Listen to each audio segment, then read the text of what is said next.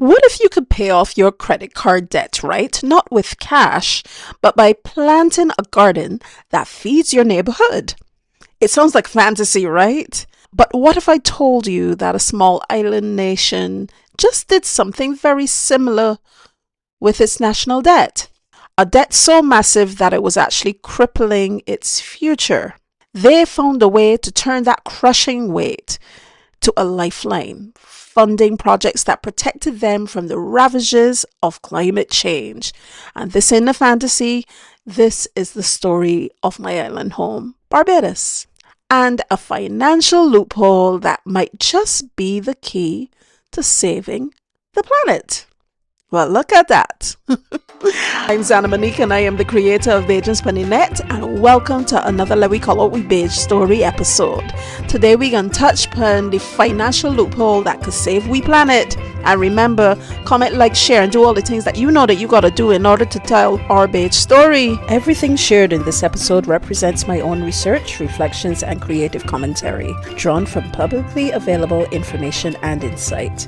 I always do my best to cite and credit every source I can so that you can explore and form your own understanding too. I am not a political figure and I am not affiliated with any governmental, organizational, or partisan entity. My purpose is solely this: to help educate, to help document, and to help uplift Barbados by opening honest and respectful conversations about all the issues and things and cultural events, etc., shaping our beige story. Because at the end of the day, this truly is our beige story in the making. Let me start. For a country like Barbados and for many nations across the global south, they are fighting a war on two fronts. The first is a war against the climate. Imagine your home is on the front lines of a global crisis that you almost did nothing to create. That is a reality for the small island developing states, or SIDS. They are staring down rising sea levels that threaten to swallow their coastlines and more ferocious hurricanes that could wipe out a year's entire GDP in a few hours. These aren't far threats, you know. They were happening ever long time since, and they're happening right now too. According to the World Bank and the Global Facility for Disaster Reduction and Recovery, Hurricane Maria caused losses equal to 226% of Dominica's GDP, a staggering example of how one storm can erase an entire economy. Now, imagine fighting that war with your hands tied behind your back. That is the second front, debt. Many of these same nations are buried under enormous national debts. In the Caribbean, the average public debt was nearly 79% of GDP in 2022, as reported by the Inter-American Development Bank and the Central Bank of Barbados. And these aren't just numbers on a spreadsheet. That debt is constant draining pressure. This is a huge chunk of the national budget, money that should be going into schools and hospitals and even building seawalls. And it is instead being funneled out of the country to pay interest to foreign creditors. This has created a cruel, twisted trap. The very countries most vulnerable to climate change are the least able to afford to protect themselves. They are caught between rising tides and the crushing weight of debt. And for decades, this seemed like an unsolvable problem. Like, how can you invest in your future when you're drowning in the obligations of your past? It is a double-edged sword threatening to slice through the hearts of dozens of developing nations, leaving them exposed, indebted, and with very little hope. Let me break down this doom loop, unfortunately, because when you see how it works, you'll understand just how revolutionary the solution can be. First, a climate disaster strikes, so you get a category 1, 2, 3, even 4 or 5 hurricane. A once-in-a-century storm that now seems to happen basically every few years decide to make landfall, and it flattens homes, destroys infrastructure, roads, bridges, power grids. You know, it do the works and decimate key industries just like that. Second, The country now has to rebuild. But where does that money come from? With a battered economy, the government has to borrow. And because it now seems as if it's the riskier investment because it was just hit by a mega storm, it now has to borrow that money at sky high interest rates. Third, the national debt then balloons. This new expensive debt gets piled on top of the old debt. The annual interest payments soar. The United Nations Development Programme reported that more than half the world's population now lives in countries that spend more on debt service than on education, health, or climate action. Fourth, there's no money left for resilience. The plan to build that stronger seawall, that all long gone. The project to upgrade water systems, them underfunded or unfunded altogether. The transition to renewable energy, look, that's a pipe dream. So, when the next storm hits, unfortunately, at some point it will, the country is then even more vulnerable than it was before, and the cycle repeats because each time it getting worse. The debts get higher, the payments become more crippling, and the country spirals deeper into a state of permanent crisis. It's like a treadmill of catastrophe of sorts. And for years, the question has been, is there really a way out? Listen, if you haven't yet hit that subscribe button here, now, this is where the story takes a marvelous turn, right?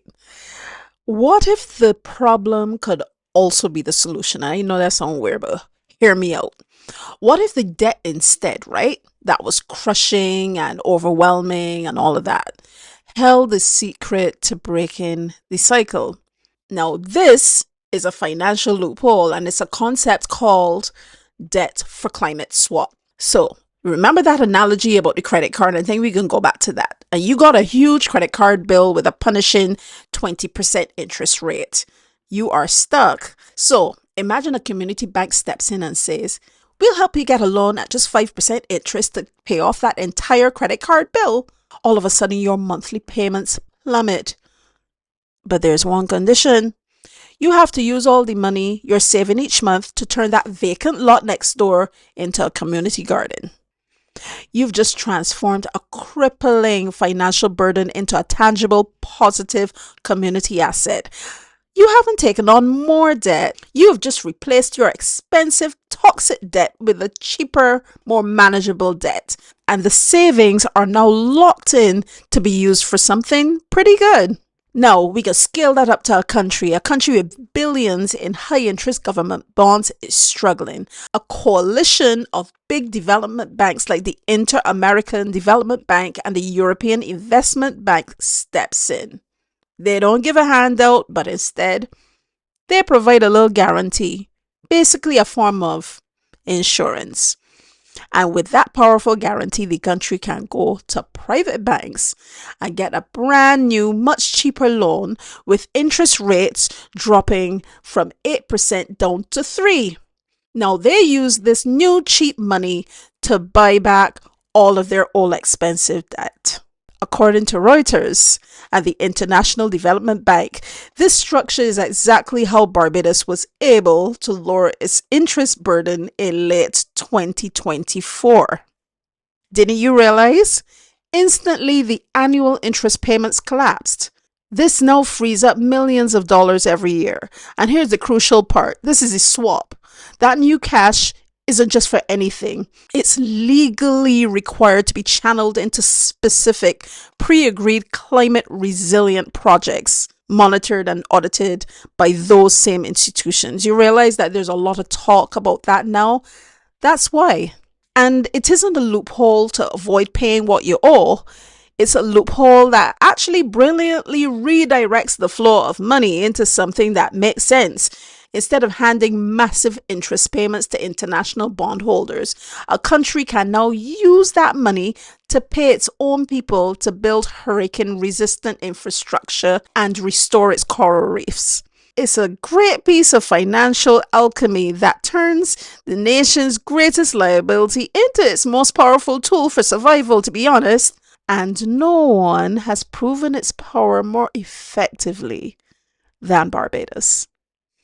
Now, let's talk about Barbados, the actual case study, right? Because this is phenomenal. And Barbados, yeah, we know it has its beautiful beaches and all that sort of thing, but it's also one of the world's most water scarce countries. And for years, our Prime Minister has been a very powerful voice on the world stage. Prime Minister Motley argued that the global financial system is failing climate vulnerable nations through what she calls the Bridgetown Initiative. But she didn't just talk about change, she did make it happen. Barbados was trapped in that doom loop constantly, so they engineered the world's first, as I said, debt for climate resilience swap. And here's how they did it.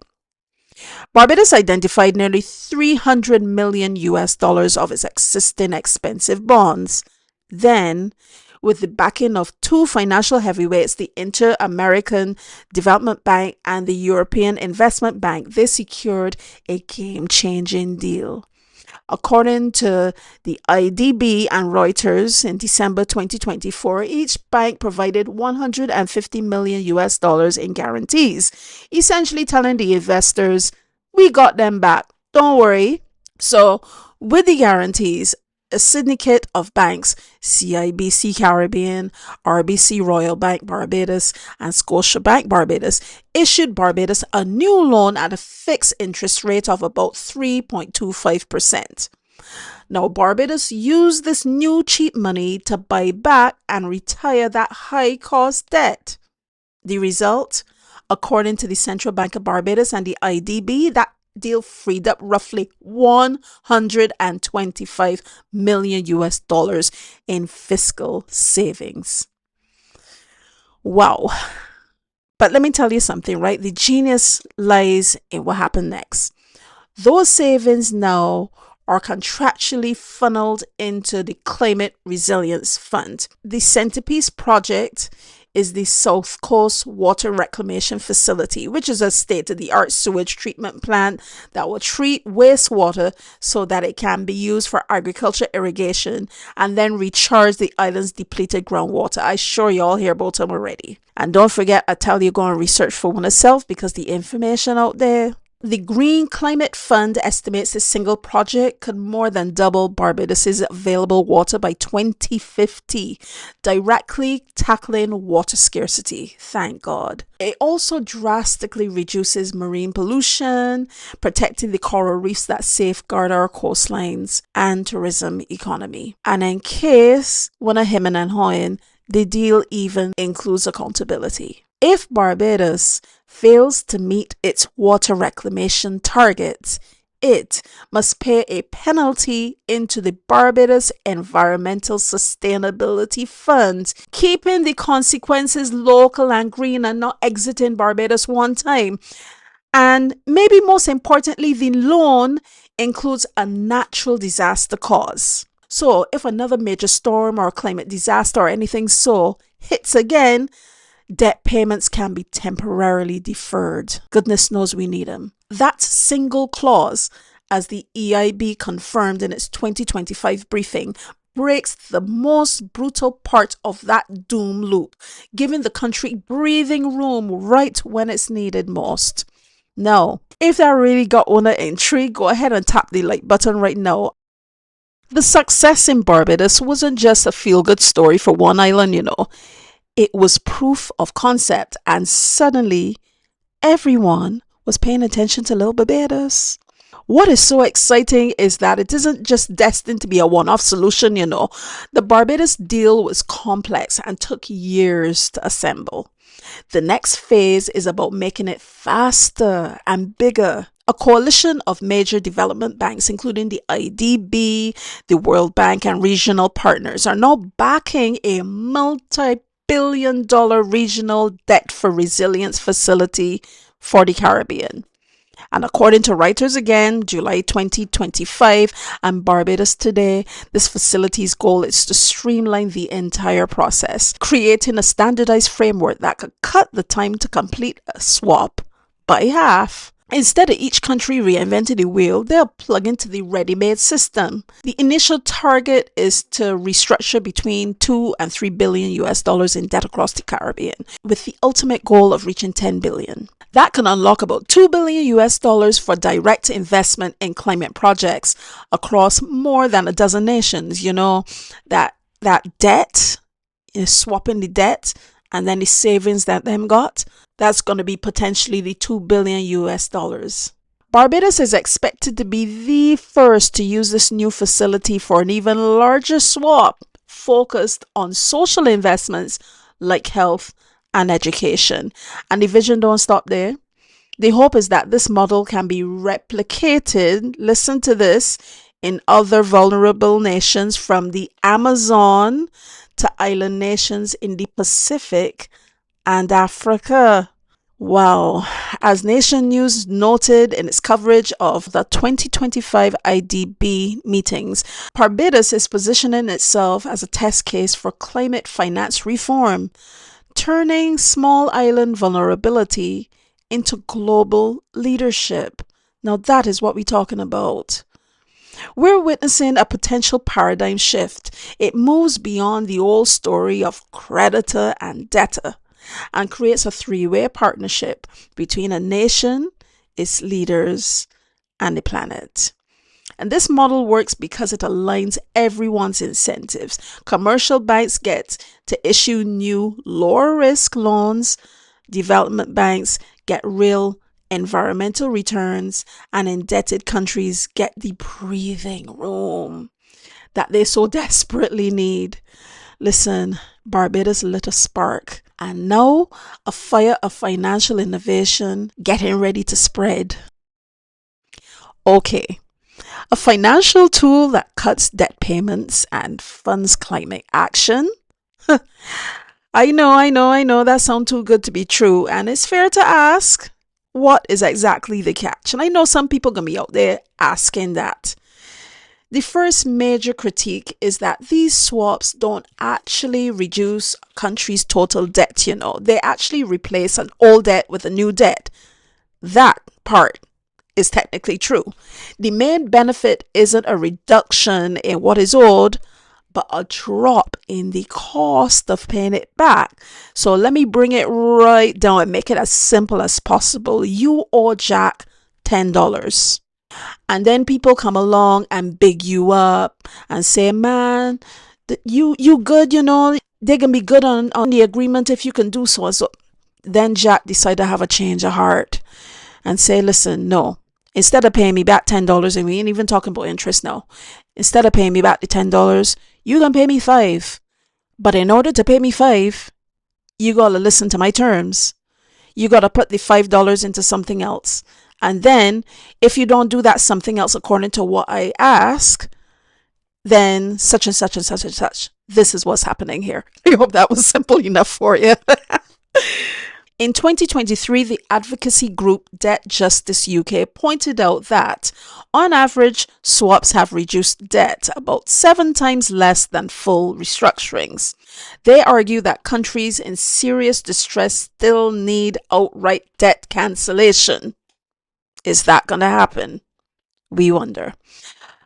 Another concern is transparency, and I always on about transparency. These are really complex deals, often negotiated behind closed doors. As reported by The Guardian and Carbon Brief, the massive Ecuador Galapagos debt for nature swap faced criticism from local groups for a lack of community involvement, a warning that even green finance can become green colonialism if local voices are not heard. And then there is scale. While freeing up $125 million US dollars is transformative for Barbados, it is a drop in the ocean compared to the trillions needed globally for adaptation. One climate finance expert told Carbon Brief the current scale is not even marginal to a solution. Still, these criticisms are vital guardrails. They remind us that debt swaps are just one tool in a larger toolbox. And they must be transparent, nation-driven, and complement wider debt relief efforts. Look, if you're real intrigued like me, drop a comment in the comment section and tell me, do you think that these swaps are a good idea or just a temporary fix? And remember, be kind and be respectful. Let's talk about it.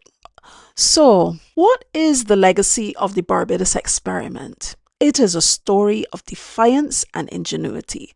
A small island that looked at a broken financial system and refused to accept its fate. Barbados took the very instrument of struggle, debt, and forged it into a new tool of liberation. Barbados proved that debt doesn't have to be all there is. It can be a down payment on a resilient future. This financial loophole thing isn't about cheating the system, it's about redesigning it to be smarter and fairer, especially for we little island and we people. It aligns the interests of finance with the interests of our planet's survival in the long run. Barbados has provided even more than just a blueprint for this. It has actually provided hope. It shows other climate vulnerable, debt-stressed nations across the globe that there is actually a way out of the vicious cycle that has been going on for, dare I say, hundreds upon hundreds of years. It ain't a magic pill, but it is a tangible working model that proves that we don't have to choose between economic stability and environmental sustainability. We can and must have both.